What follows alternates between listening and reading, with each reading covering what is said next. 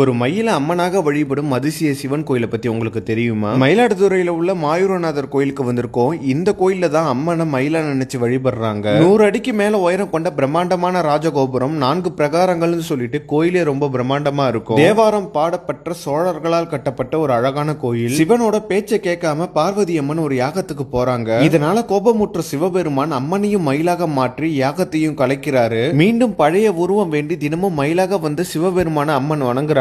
இதனால கோபம் குறைந்த சிவபெருமான் அம்மனுக்காக கௌரி தாண்டவம் ஆடிய கோயில் தான் இந்த மயிலாடுதுறை கோயில். இங்க அம்மன் சிலைக்கு பதிலாக மயிலம்மைன்னு சொல்லி மயில் சிலையை வச்சுதான் வழிபாடு நடத்துவாங்க. கோயிலோட சுற்று பிரகாரத்துல அகத்திய விநாயகர், சந்தன விநாயகர்னு சொல்லிட்டு நிறைய சக்தி வாய்ந்த தெய்வங்களும் இருக்கு. மயில் வந்து பூஜை பண்ண தலங்கிறதால தான் இந்த கோயிலுக்கு மாயூரநாதரனும் இந்த ஊருக்கு மயிலாடுதுறைன்னு பெயர் வந்ததா சொல்லுவாங்க. சிவன் சன்னதிக்கு பின்னாடி உள்ள பிரகாரத்துல முருகன் கோயில் இருக்கு. இந்த கோயில அருணகிரிநாதர் பாடல் பாடியிருக்காரு. சக்தி வாய்ந்த விநாயகர், தட்சிணாமூர்த்தி, துர்க்கை அம்மனையும் நீங்க தரிசனம் பண்ணலாம். இந்த இடத்துல அபயாம்பிகைன்னு சொல்லிட்டு அம்மன் தனி சன்னதியில காட்சி தராங்க. கிழக்கு திசை நோக்கி தனி ஆலயத்துல இருக்கிறது ரொம்பவே சிறப்பு. திருமணம் ஆகாதவங்க, குழந்தை வர வேண்டிய நிறைய மக்கள் இந்த அம்மனை வந்து வழிபட்டுட்டு போவாங்க. இந்த பிரம்மாண்டமான கோயில் திருவாடுதுறை ஆதீனத்தோட கட்டுப்பாட்டுல இருக்கு. கோயிலோட ராஜகோபுரத்துக்கு பக்கத்துல உள்ள பிரம்ம தீர்த்தத்துல குளிச்சுட்டு போனா நமக்கு நோய்கள் நீங்குங்கிறது ஒரு நம்பிக்கை. ஒரு அழகான கோயில். மயிலாடுதுறை போனா கண்டிப்பா போங்க.